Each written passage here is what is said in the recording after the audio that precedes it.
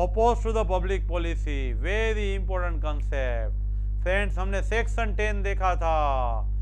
What is agreement? When it becomes the contract, if made with free consent, competent person, lawful object, lawful consideration, not expressly declared to be void. यहाँ पे अब हम lawful object, lawful consideration कर रहे थे, और lawful object, lawful consideration में forbidden by law है, provision of law है, fraudulent है, immoral है, injury to the property है, injury to the person है, और इसमें last point opposed to the public policy है.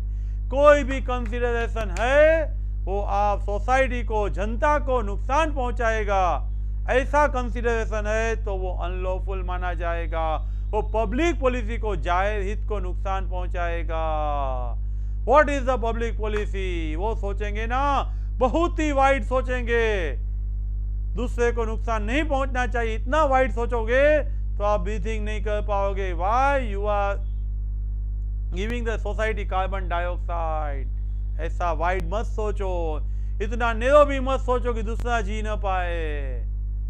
बहुत वाइड भी मत सोचो पब्लिक पॉलिसी को, बहुत नेरो भी नहीं सोचो, व्यापक भी नहीं, सीमित भी नहीं. देखो, बहुत ही वाइड सोचोगे तो आपके कॉन्ट्रैक्ट का, फ्रीडम का कोई मतलब नहीं रहेगा, इल्यूसरी हो जाएगा. जब तक आप पब्लिक पॉलिसी है उसको रिस्ट्रिक्ट नहीं करोगे तब तक हमारी स्वतंत्रता का कोई मतलब नहीं रहेगा. आपका फ्रीडम ऑफ द कॉन्ट्रैक्ट है, उसको रिस्ट्रिक्ट करोगे तो वो तो सिर्फ गुड फॉर कम्युनिटी. फ्रीडम रखने के लिए पब्लिक पॉलिसी को रिस्ट्रिक्ट करो, एंड पब्लिक पॉलिसी रखने के लिए फ्रीडम को रिस्ट्रिक्ट करो. Both for good for community. Society के लिए आप एक दूसरे को रिस्ट्रिक्ट कर रहे हो. लॉ ने प्रोवाइड किया है कि किसको हम पब्लिक पॉलिसी में कवर करेंगे. कौन सी चीज oppose to the public policy है? सबसे पहले ट्रेडिंग विथ एनिमी. आप इंडिया और चाइना का, इंडिया और पाकिस्तान का वॉर चल रहा है तो उस दोनों देश के बीच में ट्रेड नहीं हो सकता. स्टिफलिंग ऑफ प्रोसिक्यूशन, किसी पे आपने लीगल एक्शन लिया हुआ है तो उसमें आप रुकावट खड़ी नहीं कर सकते. चैम्पर्टी एंड मेंटेनेंस, हेल्प करके कुछ अपना भी शेयर रखते हो तो चैम्पर्टी, नहीं रखते तो maintenance. Interference in the course of justice, natural justice में, न्याय प्रक्रिया में आप दखल कर रहे हो, अपना इंटरेस्ट देख रहे हो. मैरिज ब्रोकरेज, ब्रोकरेज लेके आप किसी का मैरिज का अरेंजमेंट करके देते हो. सेल ऑफ पब्लिक ऑफिस यानी बिल्डिंग बेचना नहीं, सेल ऑफ पब्लिक ऑफिस यानी उसकी जॉब है, प्यून है, क्लार्क है, वो मनी लेके किसी को अपॉइंट करना. ये लॉ ने बोला हुआ है, पब्लिक पॉलिसी के ओपोज है. Agreement tending to create interest against the duty. मैं बैंक मैनेजर हूं, मुझे कोई भी टेंडर किसको अलॉट करना है? जो कम प्राइस में दे रहा है, लेकिन मैं कमीशन लेके और किसी को महंगी प्राइस में दे रहा हूं. मेरी ऑब्लिगेशन, मेरी ड्यूटी के अगेंस्ट मैं कर रहा हूं. Monopoly, creating the monopoly. हम मोनोपोली बढ़ा रहे हैं, दो बंदे साथ में मिलके मोनोपोली करके सोसाइटी को लूटना चाहते हैं, तो it is also oppose to the public policy. कोई बंदा ऑक्शन में आया है, उसको बोला है तू मत बोलना, नॉट टू बीड, बोली मत बोलना. ऑक्शन पब्लिक ऑक्शन होता है, हर एक को राइट होता है, तो नॉट टू बीड है, वो भी oppose to the public policy है. हम दिस डॉक्ट्रिन, दिस प्रिंसिपल को बहुत इनलार्ज करेंगे तो इंडिविजुअल फ्रीडम को कर्टेलमेंट हो जाएगा. पब्लिक पॉलिसी बहुत वाइडली सोचोगे तो बंदे यानी पर्सन की जो फ्रीडम है वो कर्टेल कम होती जाएगी. इसीलिए हमारी पब्लिक पॉलिसी अनरूढ़ी हॉर्स जैसा है. प्रॉपरली बाइबल करो, वरना आपको भी मालूम नहीं होगा कि वो राइडर को कहाँ फेंक देगा. Public policy should be properly controlled.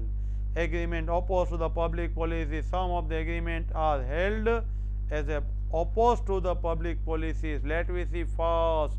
Trading with enemy. हर एक बंदा है ना, उसका अपना ड्यूटी है, owing allegiance to a government during the war. अपने देश के लिए मुझे always फेथफुल रहना है, विश्वसनीय रहना है। At the time of war, दो कंट्री का वॉर चल रहा है, तो भी जिस कंट्री से हमारा वॉर चल रहा है उस कंट्री के व्यक्ति के साथ कॉन्ट्रैक्ट करने से पहले मुझे सेंट्रल गवर्नमेंट से लाइसेंस लेना पड़ेगा। लाइसेंस लिए बिना मैं वहाँ एग्रीमेंट में एंटर नहीं हो सकता। Agreement to trade the offence, money लेके कुछ गुनाह करना, oppose to the public policy है। हमारे देश के, हमारे स्टेट के इंटरेस्ट में प्रिजुडाइस है, उसको अनजस्टिस है। सिंपल वर्डिंग्स में, during the war enemy countries के पर्सन गवर्नमेंट से लाइसेंस लिए बिना कॉन्ट्रैक्ट में एंटर नहीं हो सकते। इंडिया चाइना के वॉर के टाइम पबजी एंड टिकटॉक पे बैन लगा था, उसकी वजह यही थी हमारी इंफॉर्मेशन हम बाहर से नहीं कर सकते। उस टाइम कॉन्ट्रैक्ट हमारा डिसॉल्व हो जाएगा, कैंसल हो जाएगा। एनिमी कंट्री के साथ हम कभी एग्रीमेंट कॉन्ट्रैक्ट नहीं कर सकते। Now stifling of the prosecution, किसी ने कुछ चुराया है, उस पे आपने स्यू किया है, तो वो सब चुराई ही चीज वापिस दे रहा है, तो आप स्यू वापिस नहीं खींच सकते। प्रोसिक्यूशन लीगल एक्शन को स्टिफलिंग अटका नहीं सकते, रिस्ट्रिक्ट नहीं कर सकते। उसने गुनाह किया है तो उसको सजा मिलनी चाहिए। कंपाउंडेबल ऑफेंस उसका एक्सेप्शन है। स्टिफलिंग ऑफ प्रोसिक्यूशन का एक्सेप्शन कंपाउंडेबल ऑफेंस है। What is compoundable offence? Certain offence जिसमें आप मनी देके केस वापस खिंचवा सकते हैं। सिंपल वर्डिंग्स में देखते हैं हम, आप कोई जगह से कोई चीज परचेस करके आए, वो डिफेक्टिव निकली, आपने उस पर स्यू किया, तो उसने आपको मनी कंसिडरेशन दे दिया, तो स्यू वापस खींच सकते हो। डिवोर्स के लिए केस किया, उसने आपको कंसिडरेशन दे दिया, आप एग्री हो, तो स्यू वापस खींच सकते हो। ऐसे जो कंपाउंडेबल ऑफेंस है उसमें मनी लेके आप प्रोसीडिंग ड्रॉप कर सकते हो। आप पूछोगे सर कौन से ऑफेंस कंपाउंडेबल है? जाओ क्रिमिनल प्रोसीजर कोड पढ़ो, क्रिमिनल प्रोसीजर कोड में दिया हुआ है कौन से केस कंपाउंडेबल है। हमें यहाँ कॉन्ट्रैक्ट एक्ट में कंपाउंडेबल का लिस्ट पढ़ने की जरूरत नहीं है, हमें इतना ही पढ़ना है जो कंपाउंडेबल ऑफेंस है वो मनी लेकर ड्रॉप हो सकता है। लेकिन नॉन कंपाउंडेबल है तो किसी का मर्डर कर दिया, आई विटनेस को बोला मेरी लैंड में तुझे दे देता हूं, तू वहां पे आई विटनेस में, ट्रायल में, कोर्ट में मत आना, ऐसा नहीं बोल सकते। वो स्टिफलिंग ऑफ द प्रोसिक्यूशन हुआ, उसने मर्डर किया है उसको पनिशमेंट मिलना चाहिए, उसको आप रुकावट नहीं खड़ी कर सकते। मेंटेनेंस एंड चैम्पर्टी,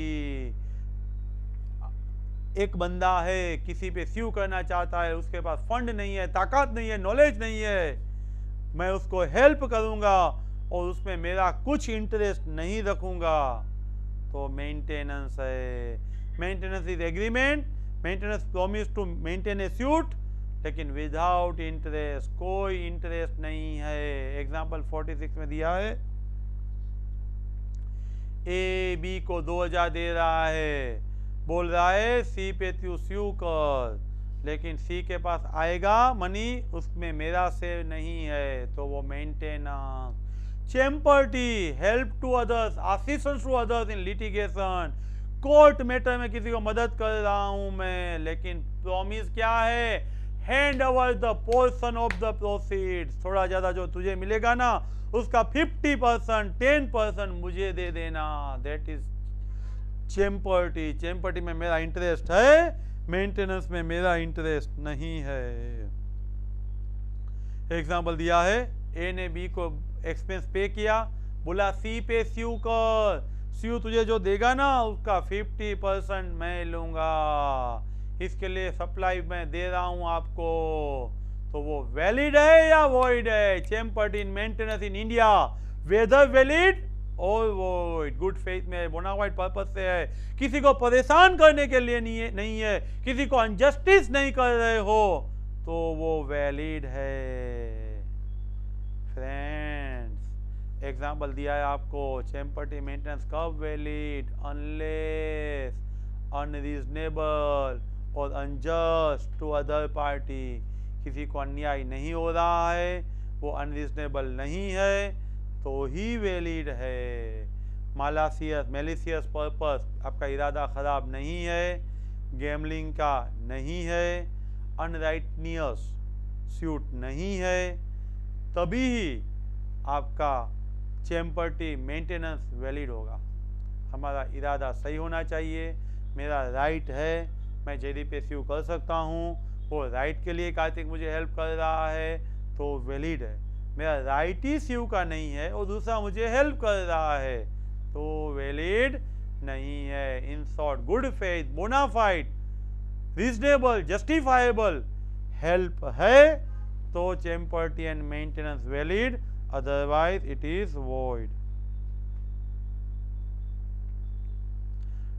देखो, पब्लिक ऑफिस में टैफिंग, गवर्नमेंट जॉब है, पब्लिक ऑफिस है, वहाँ पे किसी का अपॉइंटमेंट करना है तो बेस्ट क्वालिफाइड पर्सन का करना चाहिए। करप्शन लेके आप ट्रैफिकिंग, किसी को इंटरफियर करके उसको अपॉइंट नहीं कर सकते। मनी कंसिडरेशन आप किसी का अपॉइंटमेंट के लिए नहीं ले सकते। पब्लिक सर्विस है, पब्लिक के लिए काम करना है तो बेस्ट क्वालिफाइड पर्सन ही लेना चाहिए। आपने ऐसा कोई एग्रीमेंट किया है तो टेंटामाउंट सेल ऑफ पब्लिक ऑफिस होगा। कहाँ पे अनजस्ट किया है, मनी दे के किसी को लिया है तो वो tantamount to sale of public office होगा, यानी आपने जॉब बेचा है अनलॉफुल हो जाएगा। दो एग्जाम्पल दिए हुए हैं, एक बंदे ने दूसरे बंदे को मनी दिया तो रिटायरमेंट ले ले, तो तेरी जगह पे मेरा सन है वो आ जाए तो वो वॉइड है, अलाउड नहीं है। पद्म विभूषण जैसे जो रिवॉर्ड है वो लेने के लिए किसी को मनी कंसिडरेशन दिया है तो भी वो वॉइड है। एग्जाम्पल 48 में ऐसा एग्जाम्पल है, सन कहीं पे भी नहीं चले वैसा था, आपने मनी दे के उसको जॉब दिलवा दी तो वो trafficking in the public office है, इसीलिए ऑपोजिट द पब्लिक पॉलिसी है एंड वॉइड है। फ्रेंड्स, मोनोपोली, आप ऐसा कोई एग्रीमेंट नहीं कर सकते जहाँ पे मोनोपोली क्रिएट है, जिसका ऑब्जेक्ट मोनोपोली हो। यहाँ पे एग्जांपल दिया है, XYZ एंड ABC दोनों ऑक्सीजन सिलेंडर मैन्युफैक्चरर थे। कोविड के टाइम दोनों साथ में मिल गए और हाई रेट कलेक्ट किया तो वो oppose to the public policy माना जाएगा, उसका फ़ायदा आप नहीं ले सकते। Marriage brokerage agreement, friends, marriage bureau है तो इंफॉर्मेशन सप्लाई करते हैं, लेकिन ब्रोकर है वो रिवॉर्ड लेके वाइफ प्रोक्यूर करवाने का काम करता है तो वो oppose to the public policy है। सिर्फ फीस लेता है, ब्यूरो में इंफॉर्मेशन सप्लाई करता है तो oppose to the public policy नहीं माना जाएगा। प्रोक्यूर द वाइफ के लिए कुछ कंसिडरेशन लिया है तो वो oppose to the public policy माना जाएगा। Friends, interest against the obligation, आपका जो ड्यूटी है वो ड्यूटी के मुताबिक ही आपको काम करना है। आपका जो ऑब्लिगेशन होता है वो ऑब्लिगेशन क्या होता है, जहाँ पे आप जॉब करते हो तो वहाँ जॉब के एम्प्लॉयर के लिए काम करना है। आप समझो बैंक के मैनेजर हो और मैनेजर कोई भी टेंडर कम प्राइस में ही सिलेक्ट करेगा, लेकिन कोई बंदा कमीशन दे रहा है तो कमीशन लेके किसी को सिलेक्ट करेगा तो वो oppose to the public policy माना जाएगा। फ्रेंड्स, एजेंट प्रिंसिपल के बिहाफ काम करता है और प्रिंसिपल ने बोला है वही काम करना है, प्रिंसिपल को पूछे बिना कंपेंसेशन एजेंट ने ले लिया तो वो बियॉन्ड द अथॉरिटी होगा, oppose to the public policy माना जाएगा। ऑब्लिगेशन के अपोज होगा। बैंक का मैनेजर है 2 लाख लेके प्राइवेटली लेके किसी के साथ कॉन्ट्रैक्ट किया है तो वो भी इंटरेस्ट अगेंस्ट द ऑब्लिगेशन, जिस बैंक में काम कर रहा है वहाँ पे उसको फेथफुल रहना है तो उसमें से personal benefit oppose to the public policy माना जाएगा। Consideration unlawful in part, friend, आप 2 रूम है, एक रूम के लिए दारू की बोतल, दूसरे रूम के लिए 500 रुपया दे रहे हो तो 500 रुपये वाला रेंट एग्रीमेंट वैलिड, दारू वाला वॉइड। लेकिन एक ही रूम के लिए 500 रुपया और दारू की बोतल देते हो तो वॉइड। अनलॉफुल इन पार्ट है, सिवरेबल है तो valid part and void part जो लॉफुल है वो वैलिड, अनलॉफुल है वो वॉइड। लेकिन नॉट सेवरेबल है, whole contract treated as a one and full contract आपको वॉइड करना है। इसीलिए अनलॉफुल में आपको लीगल और इलीगल अलग हो सकता है, तो legal part valid, illegal void. अलग नहीं हो सकता है तो पूरा वॉइड माना जाएगा। स्टडी मटेरियल साथ में रखिए, फर्स्ट वीडियो से सुनिए तो ही समझ में आएगा। Subscribe this channel, share this channel. Detail video हर एक टॉपिक सब्जेक्ट के मिलते रहेंगे। Thank you very much.